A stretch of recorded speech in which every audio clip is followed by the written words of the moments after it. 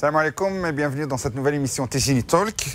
J'ai le plaisir de recevoir ce soir Hassan Bousta, chargé de cours à l'Université de Liège et chercheur au CEDEM, le Centre d'études de l'ethnicité, de l'immigration qui dépend de l'Université de Liège. Hassan Bousta, bonsoir. Bonsoir. Alors un petit mot par rapport à ce CEDEM, parce qu'on va parler aujourd'hui de la clôture des festivités ou des activités organisées dans le cadre de la commémoration des 50 ans de l'immigration marocaine.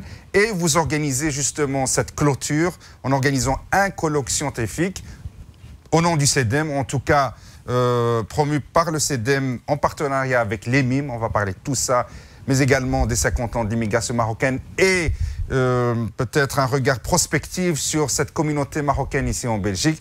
Hassan Bousta, le chercheur, le chargé de cours à l'Université de Liège. Bonsoir. Bonsoir. Alors le CEDEM, justement, c'est quoi ce CEDEM, ce centre d'études? Alors le CEDEM, c'est le Centre d'études de l'ethnicité et des migrations, qui est un centre de recherche qui est basé au sein de l'Institut des sciences humaines et sociales de l'Université de Liège, qui a un peu plus de 20 ans d'existence, qui a été fondé par Marco Martiniello, dont il est le directeur. Il est le directeur du CEDEM. Je travaille avec lui depuis de très nombreuses années. Et ensemble, on essaye d'être un observatoire de la société multiculturelle et des réalités de l'immigration. Alors, à ce titre, on a été déjà par le passé, vous avez évoqué les mimes, erronément, puisque le colloque va s'organiser avec l'Espace Mag. Pardon. Mais vous avez raison dans le sens où, il y a 10 ans déjà, il y a 10 ans, en 2004, le CEDEM, que je représentais aussi à l'époque, avait organisé avec EMIM, avec l'Espace mémorial de l'immigration marocaine, un colloque sur les 40 ans de présence marocaine en Belgique. Alors justement, pour parler de ces 40 ans, d'abord, il y a 10 ans de cela, vous étiez le président de cette association, les MIM, et vous étiez, les MIM en tout cas, l'un des principaux organisateurs de cette commémoration des 40 ans de l'immigration. Et aujourd'hui, avec le CEDEM, avec une autre casquette, vous clôturez les 50 ans de commémoration de cette immigration marocaine. Alors, entre les 40 ans et les 50 ans, juste un petit mot. On va d'abord parler du colloque avant de parler des 50 ans d'immigration. Alors moi, personnellement, je n'ai pas changé du tout entre 2004 et 2014. Je suis toujours et au CEDEM et engagé sur le terrain associatif. Et c'est la raison pour laquelle je m'engage dans ce type d'initiative. Par contre, l'immigration elle-même, elle a évolué. Et les situations, et particulièrement l'immigration marocaine, les situations qu'elle vit sont préoccupantes. À bien des égards, on vit des situations que personne n'avait pu prévoir. Il n'y a pas un seul chercheur qui avait imaginé, il y a 10 ans, ou il y a 20 ans, ou il y a 30 ans, qu'un certain nombre de jeunes partiraient sur des terrains de combat étrangers, et qui est la forme la plus spectaculaire de choses qu'on observe sur le terrain. Et donc il y a des difficultés comme celle-là, mais aussi d'autres difficultés qui sont plus silencieuses, et je pense en particulier à la paupérisation de l'immigration marocaine. On l'a vu et on l'a observé à travers plusieurs enquêtes, l'immigration marocaine, elle est en train de s'appauvrir. Une personne sur deux dans cette population vit en dessous du seuil de pauvreté. Et donc, il y a des choses qui sont inquiétantes. Alors, il est évident qu'il y a aussi un certain nombre de personnes qui réussissent et qui réussissent même très bien. Mais ça va de pair avec une population qui s'appauvrit. Et donc, il y a une dualisation avec des gens qui s'en sortent très bien et d'autres qui sont en train de perdre. Alors, donc, on a une situation... la proportion de ceux qui sont en train de perdre et ceux qui sont les plus nombreux. Malheureusement, ceux qui sont en train de perdre et ceux qui vivent aujourd'hui en dessous du seuil de pauvreté sont majoritaires. Et donc, les deux dynamiques sont parallèles, mais la situation, elle est préoccupante.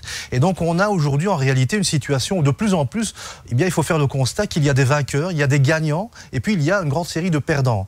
Et personnellement, je crois qu'on ne donne pas suffisamment d'attention à cette dynamique qui est de la fragilisation de ces communautés. Mais c'est dû à quoi, cette fragilisation? Il y a plusieurs facteurs. Évidemment, il y a des facteurs qui sont génériques. La situation de l'emploi dans certains bassins, si on pense à la Wallonie, certains bassins industriels qui rend les choses difficiles, mais aussi des facteurs qui ne sont pas liés à la situation générale de l'emploi, qui sont des facteurs spécifiques et qui sont des facteurs de mise à l'écart, de discrimination. Et donc, on a à plusieurs niveaux, que ce soit en amont du marché du travail, dans le système scolaire, à l'entrée du marché du travail, au niveau de l'embauche, et durant le déroulement de la carrière, dans le monde de l'entreprise et dans le monde économique et dans la fonction publique, des difficultés qui se posent. Et donc, on a aujourd'hui une situation qui peut s'expliquer par un certain nombre de facteurs qui sont à la fois des facteurs de l'environnement, mais aussi des facteurs qui touchent directement ces populations. Alors, est-ce que c'est ce genre de constat et de thématique que vous allez aborder dans votre colloque à l'occasion des 50 ans d'immigration marocaine en Belgique, que vous avez intitulé, je me trompe peut-être, les migrations nord-africaines au futur. Voilà, exactement. Et vous faites bien de souligner le fait que nous faisons une commémoration, nous clôturons une commémoration. Donc nous sommes le dernier événement de la longue série d'activités qui ont jalonné cette année 2014. Qui a commencé le 16 février 2014 et qui se clôture le 11 et le 12. Qui se clôture le 12 février à l'Espace Mag avec ce colloque scientifique. Et vous n'avez pas manqué de le noter, ce colloque s'intitule « Les migrations maghrébines au futur ». Pourquoi? Bien parce 12 décembre plutôt. Le 12 décembre, pardon. Alors, l'idée derrière cette formulation, c'est de se dire qu'il y a un certain travail qui a été fait depuis quelques années sur le passé de l'immigration marocaine. Lorsqu'en 2004, nous avions commencé à étudier la question de l'histoire de l'immigration marocaine, nous partions pratiquement d'une table rase. Il n'y avait pratiquement aucun document élaboré qui racontait, qui faisait le récit de ce parcours de l'immigration. Et nous avons commencé avec certains collègues, je pense à Nouria Wali, je pense à Myriam Amrani, Nadia Ben Mohamed, avec une série de chercheurs. On a commencé par établir, durant l'année 2013, donc bien avant la commémoration, une série de réflexions, un cycle de conférences qui nous a permis de sortir un ouvrage, Trajectoire et dynamique migratoire de l'immigration marocaine, où on a fixé dans un ouvrage l'essentiel des connaissances qu'on a pu rassembler. Alors il y a encore beaucoup de choses à dire sur l'histoire, c'est incontestable. Mais pour nous, l'enjeu, il doit davantage se tourner vers le prospectif. Pourquoi? Parce qu'il y a un certain nombre de défis à relever. Et le premier défi à relever, c'est d'arrêter d'envisager la migration comme étant un phénomène qui commence avec l'arrivée en Belgique.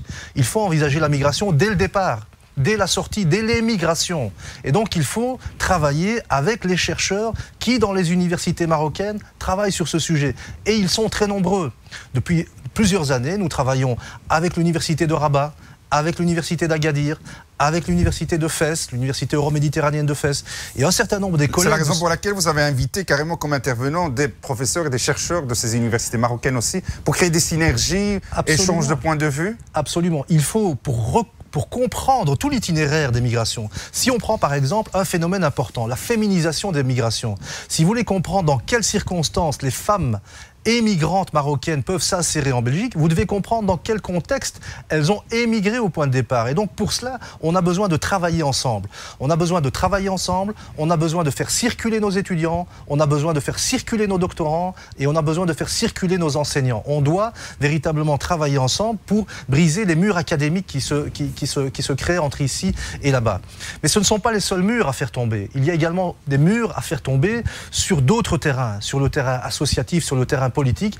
Et ce que font les universitaires aujourd'hui, c'est simplement donner une indication sur ce qui doit se faire dans toute une série d'autres domaines. Alors, c'est un colloque plutôt prospectif, donc on ne parle plus du passé, on parle plutôt peut-être un premier constat pour parler du futur de cette communauté. Alors on va essayer de faire 4 choses dans ce colloque. Première chose, c'est d'abord de faire un état des lieux de la migration marocaine. Donc on va évoquer les aspects démographiques, les aspects socio-économiques, la participation au marché du travail, la question de certaines catégories comme les plus âgés qui commencent à se poser de manière très sérieuse aujourd'hui. Ensuite, on va essayer d'identifier des thématiques émergentes. Alors les nouvelles routes migratoires, les nouvelles réalités migratoires dans une société comme la société marocaine ou tunisienne, puisque nous aurons aussi des Tunisiens qui seront là parmi nous, donc on est dans une dynamique maghrébine, et donc on va essayer de voir quelles sont les nouvelles approches qui se jouent là-bas. On va essayer de comprendre quelles sont les nouvelles stratégies des États d'origine. Les États d'origine sont des acteurs qui reviennent en force sur la scène de l'immigration. Et donc on va essayer de comprendre un exemple. Bien, il y a un niveau d'encadrement extrêmement important des communautés qui se joue à travers des institutions, à travers aussi des structures qui cherchent à capter l'épargne. L'épargne des migrants, aujourd'hui, est un sujet qui est un sujet phare à l'échelle internationale. Ce n'est pas aujourd'hui qu'il y a des banques marocaines qui sont installées. Ils ne viennent pas aujourd'hui s'installer en Belgique. Ils étaient là depuis presque la présence de l'immigration marocaine en Belgique. Ce qui est nouveau aujourd'hui, c'est que les flux des migrants à l'échelle internationale dépassent aujourd'hui le flux de l'aide au développement qui est apporté par les pays développés aux pays du Sud. Et donc aujourd'hui, ces flux de transfert d'épargne prennent des proportions très importantes. Un autre exemple de cette nouvelle présence ou bien nouvelle forme de présence des États d'origine dans les pays d'accueil? Bien, on le voit à travers l'encadrement, on le voit à travers la création de conseils supérieurs, on le voit à travers le débat sur la demande qui est formulée par certains migrants de pouvoir participer aux institutions du pays d'origine. On parle également d'un encadrement religieux de la communauté. Absolument, il y a des tas de choses qui se jouent à ce niveau-là et donc on prendra l'occasion. Est-ce que vous pensez que c'est une bonne chose ou pas? Bien, écoutez, moi je pense que l'important, parce qu'il y a dans l'immigration marocaine un passif important. Les formes d'encadrement du passé ont laissé des traces douloureuses et des traces pénibles, avec des encadrements qui étaient peu démocratiques. Et si aujourd'hui il y a une nouvelle volonté de s'intéresser au vécu de ces communautés, la condition première pour qu'on puisse lever le voile de suspicion, c'est qu'elle commence par prendre au sérieux la parole des immigrés eux-mêmes. Okay. Et la parole des immigrés eux-mêmes est encore trop souvent peu prise en considération. Alors, on peut comprendre cette volonté des États d'origine d'être plus présents parmi cette communauté, mais est-ce que vous sentez le même besoin parmi cette communauté, surtout des nouvelles générations, deuxième, troisième génération? Est-ce qu'ils ont, je ne sais pas, est-ce qu'ils pensent toujours à ce pays d'origine? Est-ce qu'ils veulent renouer avec ce pays d'origine? Alors ça, évidemment, dans l'enquête qu'on a fait avec la Fondation Roi Baudouin, j'ai trouvé que les Marocains avaient à absorber le sens du compromis des Belges à un niveau extrêmement remarquable. Puisque quand on leur pose la question de quel pays êtes-vous le plus proche, quand on leur demande est-ce que vous êtes plus proche de la Belgique ou du Maroc, ils répondent à 50% de la Belgique et à 50% du Maroc. Donc ils ont parfaitement assimilé le sens du compromis à la Belgique. Trêve de plaisanterie, c'est quelque chose de très éclaté. Il est bien entendu que les formes de lien au pays d'origine sont liées à la phase de l'immigration dans laquelle vous êtes installé et qu'elles peuvent varier au cours de votre expérience. Même en étant un ancien ceux des générations antérieures, eh bien vous pouvez continuer à maintenir des formes d'investissement. Donc la relation n'est pas linéaire, c'est un peu complexe. Mais ce que je voudrais dire tout de même, parce qu'on a trop souvent l'habitude de parler de la communauté marocaine au singulier. Or, la communauté marocaine, c'est quelque chose d'extrêmement diversifié. Il faut savoir qu'aujourd'hui, les générations de 64, ça ne représente plus qu'un tiers de l'immigration. Ceux qui sont arrivés depuis plus de 30 ans, c'est un tiers. Ceux qui sont arrivés entre 15 et 30 ans, c'est un tiers. Et ceux qui sont là depuis moins de 15 ans, c'est un autre tiers. Ce qui veut dire que la réalité, elle est multiforme. D'accord. Alors si je peux me permettre de terminer, parce que j'avais Vous êtes là pour ça, monsieur Boustard. J'avais énoncé 4 objectifs du colloque, donc les thématiques émergentes, bien entendu. Puis la troisième thématique qu'on va essayer de voir, c'est de voir dans quelle mesure les événements qui secouent la Méditerranée, le monde maghrébin, le monde arabe, affectent les dynamiques migratoires. Et là, il y a aujourd'hui une réalité qui se vit dans les pays d'origine, et notamment dans un pays comme le Maroc, qui est l'arrivée de nombreux réfugiés. Je pense les réfugiés syriens qui sont aujourd'hui en masse envoyés sur les routes par le conflit. Je pense aussi aux subsahariens qui sont très nombreux aujourd'hui au Maroc. On parle dans l'opération de régularisation que mène le gouvernement marocain d'une vingtaine de milliers de dossiers qui ont été déposés en vue de régulariser des personnes dont la majeure partie vient de l'Afrique subsaharienne. Et donc il y a de nouvelles réalités qui sont aussi liées au contexte politique qu'on vit aujourd'hui. Et nous allons aussi essayer de porter un regard attentif sur ces questions. Alors quel regard portez-vous déjà sur la politique, en quelques mots, sur la politique marocaine en matière d'immigration? On a parlé d'une certaine régularisation d'une partie de ces immigrés ou de ces demandeurs d'asile présents sur le territoire marocain. Le regard de Hassan Boustah. Alors d'un point de vue, mon regard personnel, ça consiste à dire ceci. Pendant des années, nous avons observé, nous avons dénoncé des attitudes qui étaient attentatoires aux libertés et aux droits humains des migrants subsahariens de passage au Maroc. Et notamment à partir de la Belgique, nous avons mis le doigt sur ces questions. Ces dernières années, on voit qu'à l'intérieur même de l'appareil d'État, le débat se fait beaucoup plus complexe et qu'on voit qu'il y a des voix qui aujourd'hui portent un agenda très progressiste sur la question des subsahariens, et l'opération de régularisation en est un exemple. Mais je pense qu'il est important de dire au Maroc que la régularisation n'est pas un aboutissement, c'est le début de quelque chose. Et qu'aujourd'hui le Maroc, et je salue cette opération de régularisation, doit tout de suite penser à l'intégration, et notamment sur le marché du travail, des subsahariens. Et vous pensez que le Maroc ne le fait pas ? Le Maroc a fait des pas en avant, c'est incontestable. Et il faut l'accompagner pour poursuivre ses réformes. Il est un des rares pays du monde en développement, il faut le souligner, il est un des rares pays à l'avoir fait. Mais est-ce qu'il a les moyens d'intégrer ces nouveaux arrivants? Écoutez, 20 000 dossiers de régularisation, c'est l'équivalent de la population marocaine de la ville d'Anvers. Donc la ville d'Anvers, qui fait 400 000 habitants, accueille en son sein une population marocaine de 20 000 habitants. Le Maroc, qui fait 34 millions d'habitants, vient de recevoir 20 000 dossiers de régularisation. Je pense que c'est parfaitement supportable pour l'économie marocaine. Alors, on va revenir à votre colloque. Concrètement, comment ça va s'organiser? Donc, on parle du 12 décembre. C'est toute une journée. C'est toute une journée qui se passe à l'Espace Mag, au cours de laquelle nous aurons un certain nombre de collègues étrangers et un certain nombre de collègues issus des universités belges francophones, mais aussi néerlandophones. Et c'est une journée complète qui va se structurer autour de 4-5 panels. Et rendez-vous, je donne rendez-vous à tous ceux qui sont intéressés à l'Espace Mag, vendredi prochain, le 12 décembre, à partir de 9 h. Alors, dès le matin, donc déjà, mais avec une présence remarquée de M. Rudy de Motte. Alors, le Wallonie-Bruxelles nous accompagne, mais je ne peux pas confirmer encore à ce stade la délégation de Wallonie-Bruxelles. Mais bon, il y aura un certain nombre de gens bien connus de la recherche sur l'immigration. Marco Martiniello s'exprimera. Vous aurez Albert Martens, qui est un personnage aussi très connu de la recherche sur la migration. Vous aurez toute une série de thématiques qui seront abordées pour faire un état des lieux assez complet, avec évidemment des recherches plus récentes. Et je pense en particulier à la recherche que vient de consacrer l'UCL à l'immigration marocaine, qui sera présentée dès le départ. Alors je vois des chercheurs du côté flamand comme du côté, j'allais dire du côté marocain, mais qui nous viennent du Maroc, mais également d'autres chercheurs belges. Pourquoi ce mix, cette diversité des intervenants? Mais je crois que c'est pour les raisons que j'ai évoquées tout à l'heure. Vous savez, je suis enseignant à l'Université de Liège. J'ai commencé à enseigner il y a un peu plus de 10 ans à l'Université de Liège. Et chaque année, j'avais dans mes salles de classe des étudiants marocains, des étudiants algériens, des étudiants tunisiens. Ces dernières années, je n'ai plus aucun étudiant marocain, plus aucun étudiant algérien, plus aucun étudiant tunisien, à part quelques-uns qui sont issus de l'immigration. Et ça renvoie à la difficulté de plus en plus grande d'obtenir des visas d'études. Or, la capacité pour les universités belges, et d'ailleurs c'est vrai pour toutes les universités du monde industriel, d'accueillir des étudiants étrangers, c'est aussi une capacité d'innover, c'est aussi une capacité de rayonner de manière internationale. Et pour nous, c'est important de continuer à plaider pour l'accueil des étudiants étrangers, pour la circulation des doctorants. Je dirige une thèse de doctorat d'un étudiant qui est en co-tutelle avec l'université de Rabat, et nous souhaitons continuer à développer davantage de doctorats, à produire des connaissances, non pas dans un vase clos, mais avec des gens qui sont sur les terrains qu'on veut étudier. Mais ça devient de plus en plus difficile. Ça devient de plus en plus difficile, notamment pour l'accueil des étudiants. Très bien. Alors, on va parler maintenant de, je ne sais pas, votre regard, ou le regard que vous portez sur cette organisation, cette commémoration des 50 ans d'immigration marocaine. Je vous le dis parce que vous avez participé à la commémoration des 40 ans d'immigration marocaine il y a 10 ans.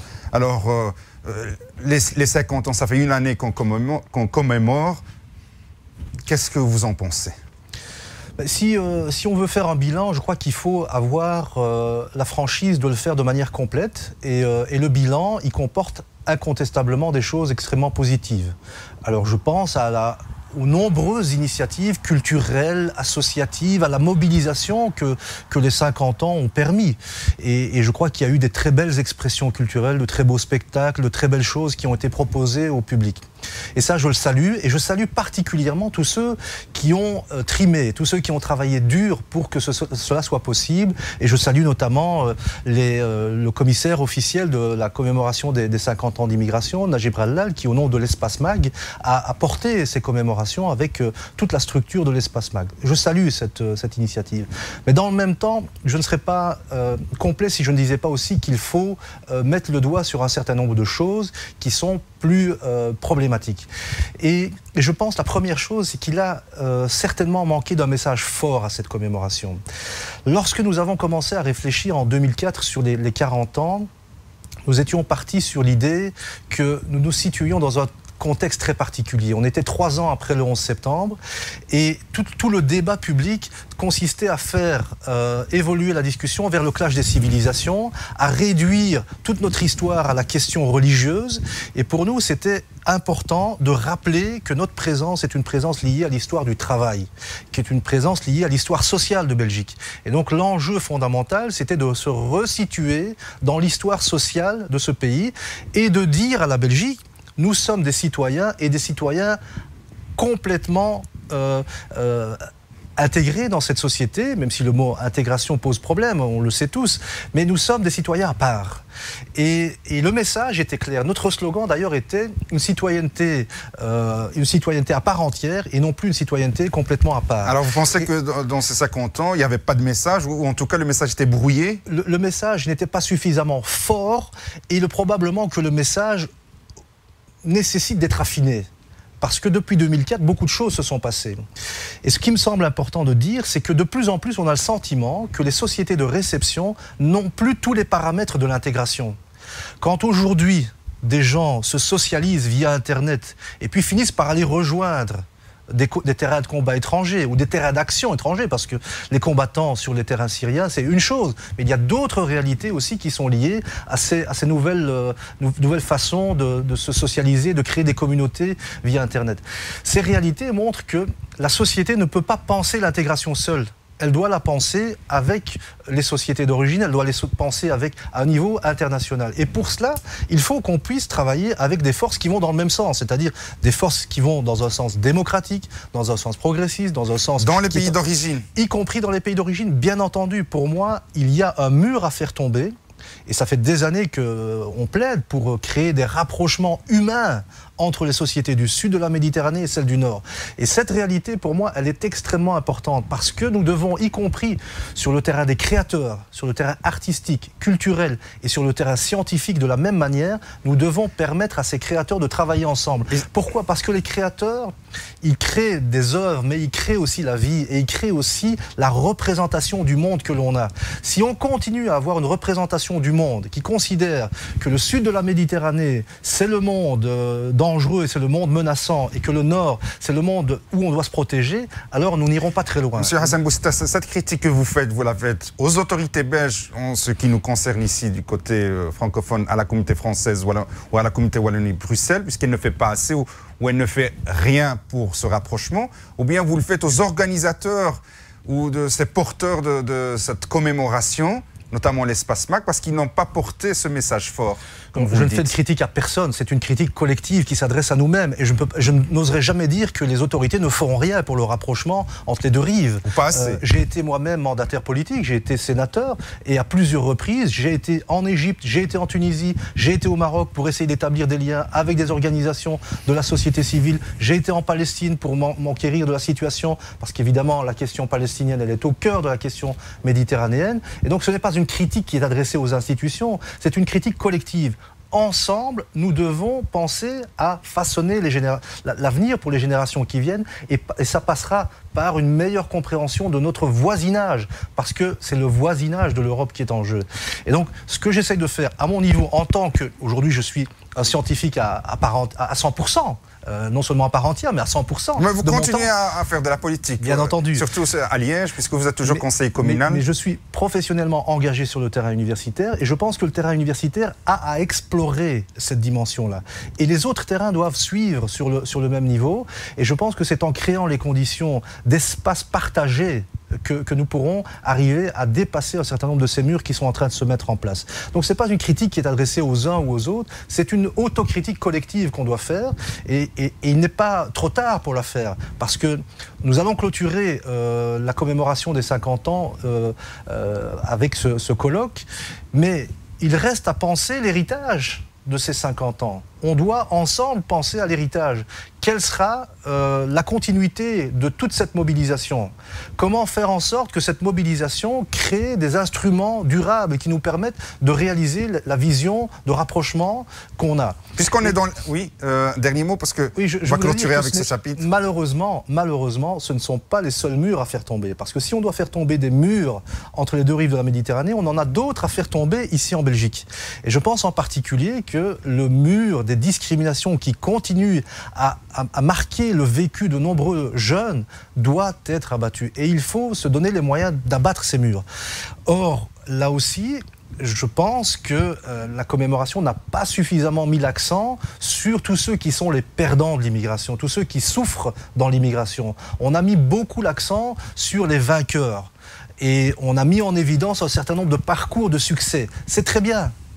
Mais n'oublions pas que la réalité, c'est tout de même des vécus fracassés, des vécus de grandes souffrances et des vécus de grandes difficultés par rapport auxquels l'élite et les cadres de l'immigration ont la responsabilité aussi de dénoncer ces situations et de faire en sorte que le combat social puisse s'organiser entre tous ceux qui sont victimes aujourd'hui de ces mises à distance. Alors justement, puisqu'une dernière, certains critiquent le slogan même porté par les porteurs de cette commémoration. Quand on a parlé de ces 50 ans d'immigration marocaine, on l'a intitulé 50 ans d'immigration marocaine, c'est du belge. Alors certains disent, ouais, mais elle n'est pas uniquement que belge, c'est une commémoration, on peut parler peut-être belgo-marocaine, où c'est du belge et du marocain, puisque c'est aussi une immigration qui a été faite de manière officielle entre deux États.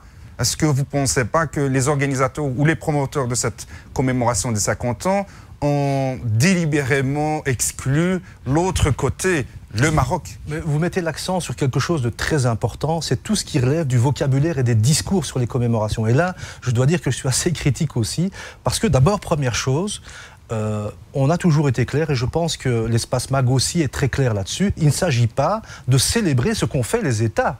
Il ne s'agit pas de célébrer un texte qui est un texte détestable. C'est un texte détestable dans lequel on a négocié la main-d'œuvre comme d'autres ont pu négocier des matières premières ou du bétail. C'est pas ça qu'il faut célébrer. Ce qu'il faut célébrer, c'est l'humain. C'est la réalité de l'humain. Et l'humain, aujourd'hui, il est en attente de quoi? Il est en attente, aujourd'hui, d'être reconnu à part entière, que ce soit sur le plan social, que ce soit sur le plan de l'emploi, que sur le plan identitaire. Et donc, l'idée de revendiquer l'identité belge est extrêmement importante. Imaginez une commémoration où on aurait mis à distance toute la population belge qui est dans un combat d'insertion, l'effet aurait été désastreux. Donc je trouve personnellement que le slogan « C'est du belge » est un excellent slogan. Maintenant, ça ne veut pas dire que tout le monde doit se fondre dans une identité belge qui d'ailleurs est elle-même extrêmement complexe. Hein. Très bien. Alors, après la commémoration, quid? Comment voyez-vous le futur de cette communauté marocaine ou de ces Marocains de Belgique ou de ces Belges d'origine marocaine ou de ces Belges et Marocains? Parce qu'il reste quand même, il reste toujours des Marocains puisqu'ils ont la double nationalité. Moi, je pense qu'il y a une responsabilité que doivent prendre les cadres de cette communauté. Les cadres de cette communauté sont aujourd'hui dans une situation où ils n'arrivent plus à faire face aux enjeux. Et je pense en particulier qu'il faut bien réfléchir à la difficulté très spécifique qu'a l'immigration marocaine d'être dans l'incapacité de tirer vers le haut ceux qui aujourd'hui sont fragilisés. Et là, il y a quelque chose de très spécifique puisqu'on est dans une situation de dualisation, tous les chiffres le montrent. Et donc, il y a une responsabilité des cadres à davantage communiquer entre eux, davantage se concerter pour trouver des mécanismes qui visent à être plus solidaires en réalité. Et là, je pense qu'il y a un vrai travail à faire parce que de plus en plus, hein, j'ai parlé souvent de murs, mais il y a aussi de plus en plus des murs à l'intérieur entre ceux que j'appelle les vainqueurs, une classe moyenne en formation dans l'immigration et une classe qui est à l'abandon, qui est en train de subir, qui subit les coups de foudre d'une économie qui est particulièrement brutale. Et donc là, je crois qu'il y a une réflexion très stratégique à avoir de la part des cadres et je pense que jusqu'à présent, et c'est une critique collective que je m'adresse à moi-même aussi, on n'a pas été en mesure de répondre à ces enjeux, on n'a pas été en mesure de tendre suffisamment la main pour tirer vers le haut. Alors vous parlez de ces rapports intra-communauté marocaine. Par rapport à la relation de cette communauté avec la société dominante, avec la société belge de manière générale, est-ce que vous pensez que la Belgique ou l'autre Belgique ouvre ses portes pleinement à l'intégration de cette communauté marocaine? En ces temps si difficiles où on parle maintenant d'extrémisme, de fondamentalisme, de Daesh, de l'État islamique, des nombreux belges de confession musulmane, on va dire, qui vont combattre sur d'autres territoires, comme vous l'avez si bien rappelé.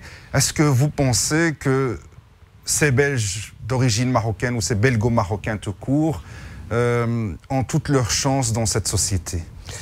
Vous savez, la situation, elle est tout aussi préoccupante qu'elle ne l'était en 2004. Parce qu'en 2004, on sortait du 11 septembre. Et ça avait été un bouleversement considérable pour tout le monde occidental. Oui, mais la Belgique n'était pas directement touchée, contrairement à aujourd'hui, où il y a des combattants belges qui se trouvent en Syrie et en Irak. Déjà à l'époque, et ça c'est le sociologue qui parle, on voyait bien que le niveau des préjugés, en ce qui concerne l'immigration marocaine et turque, était déjà très important. Et il continue à le rester. Mais là où on a une responsabilité, c'est qu'on peut aussi jouer sur non seulement l'engagement, mais aussi sur les aspects symboliques. Les 40 ans avaient été un moment, si vous vous souvenez, de grande fraternité.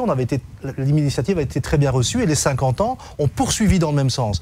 Tout l'enjeu sera, dans les années à venir, de continuer à pouvoir agir sur du symbolique pour faire en sorte de faciliter les choses. Mais dans le même temps, vous savez, ce genre les préjugés, les situations d'exclusion ne sont pas des choses qu'on peut régler d'un coup de cuillère à peau. Ça nécessite un travail d'engagement dans la durée et un engagement qui nécessite aussi des stratégies. Et là, on peut réfléchir ensemble aux faiblesses de nos stratégies collectives. Docteur Hassan Bousta, je vous remercie. Donc, je rappelle que vous étiez jusqu'il y a peu sénateur. Vous êtes toujours conseiller communal de la ville de Liège, mais ce soir, vous êtes là avec votre autre casquette d'académicien. Donc, docteur Hassan Bousta, chargé de cours à l'Université de Liège et chercheur au CEDEM, le Centre d'études de l'ethnicité, de l'immigration. Un dernier mot. Est-ce que vous êtes optimiste alors, finalement ? Mais je vais vous faire une réponse facile. Pessimisme de la raison, optimisme de la volonté. La situation, elle est très préoccupante. Je crois qu'il faut pouvoir le dire. La situation est préoccupante quand on voit qu'en plus aujourd'hui, dans le contexte dans lequel nous sommes, le contexte politique ne favorise pas les choses. La vision que le plus grand parti de la plus grande région de ce pays porte est une vision qui va... Nommez-le directement. La NVA, pour le dire très clairement, la NVA considère, elle a une vision particulièrement aux antipodes de celle que beaucoup d'entre nous dans l'immigration nous portons. C'est l'idée que la solidarité doit se faire avec celui qui vous ressemble, avec le même. Et donc la solidarité doit se faire entre flamands. C'est ce que Bart de Wever écrit dans ses textes. Entre flamands et entre blancs, flamands ? Je n'ai pas dit ça. Il dit entre flamands. Solidarité au niveau de l'identité. Nous disons solidarité internationale. Solidarité entre les peuples, solidarité entre les cultures, solidarité entre les groupes. Et c'est une vision très différente, et c'est un des grands combats de l'avenir entre une société qui se referme et une société qui s'ouvre à l'autre et qui s'ouvre à l'international. Et pour le colloque donc, qui se tient le 12 décembre à l'Espace Mac, 19 rue du Poinçon, à 1000 Bruxelles, ça commence à 9h du matin, c'est ça? Exactement, jusqu'à 17h30. Et pour les gens qui nous regardent et qui veulent venir participer, comment ils doivent faire? Ils sont les bienvenus et alors ce serait particulièrement apprécié d'adresser un petit message à l'Espace Mag sur le site internet espacemag.be et de faire savoir qui seront présents. Vous-même, vous allez faire une intervention à cette occasion? J'interviendrai dans la dernière table ronde sur les mécanismes de la coopération scientifique entre le Maghreb et l'Europe. Très bien. Docteur Hassan Bousta, merci. Quant à moi, chers téléspectateurs, chères téléspectatrices, pardon, أقول لكم إلى اللقاء في حلقة أخرى من برنامج تجنيتوك. مع السلامة.